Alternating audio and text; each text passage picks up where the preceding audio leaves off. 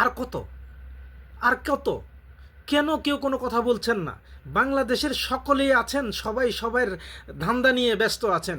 কেউ সাদাবাজি নিয়ে ব্যস্ত আছেন, কেউ স্বৈরাচারের মতো ব্যবহারে ব্যস্ত আছেন। সব আর সকলে চাচ্ছেন কি, তাড়াহুড়া করে নির্বাচন নির্বাচন নির্বাচন করে কে ক্ষমতায় যাবে, কে খাবে, কে আগে খাবে, সেই চিন্তায় আপনারা সকলে যে পেটের দান্তায় আছেন। অথচ যাদের টাকা এই দেশ চলে, যাদের টাকা এই বাংলার অর্থনীতির চাকা ঘুরে, তাদের কথা কেউ একবারও ভাবছেন? ভাবেন নাই। যারা বাংলাদেশের রেমিটেন্স যোদ্ধা, তাদের জন্য কেউ চিন্তা করেছেন? তাদের জন্য কেউ কোনো কথা বলেছেন? এই যে প্রতিনিয়ত তারা এয়ারপোর্টে হয়রানি শিকার হচ্ছেন, হেনস্থা হচ্ছেন, অপমানিত হচ্ছেন, কেউ কোনো কথা বলছেন? বলবেন না, সবাই সবার ধান্দাবাজি করতেছেন। মানে আগামীতে ক্ষমতায় এসে কে কার আগে ধান্দাবাজি করবেন সেই চিন্তা আপনারা করতেছেন। তবে সেটা আপনাদের পূরণ হবে না।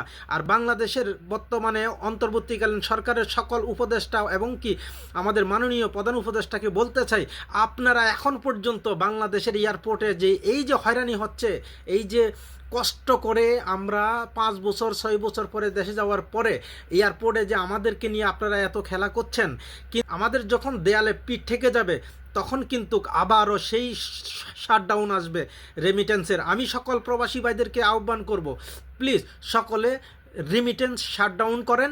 কোনো ধরনের কোনো ব্যবস্থা নিচ্ছে না বাংলাদেশের অন্তর্বর্তীকালীন সরকার।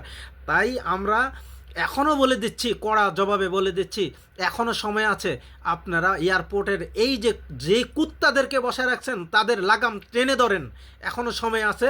প্রবাসীরা এখনও ধৈর্য ধরতেছে। ধৈর্যের বাঁধ যখন ভেঙে যাবে, বাংলাদেশে দেখছেন যখন স্বৈরাচার পতন হচ্ছিল তখন রেমিটেন্স শাটডাউন দেখছিলেন, সেটা কি দেখছেন? এখন দেখবেন এর থেকে ভয়াবহ শাটডাউন। এখনও সময় আছে, এখনও সময় আছে। এখনও এয়ারপোর্টে যে কুত্তাদেরকে বসায় রাখছেন তাদের লাগাম টেনে ধরেন আপনারা।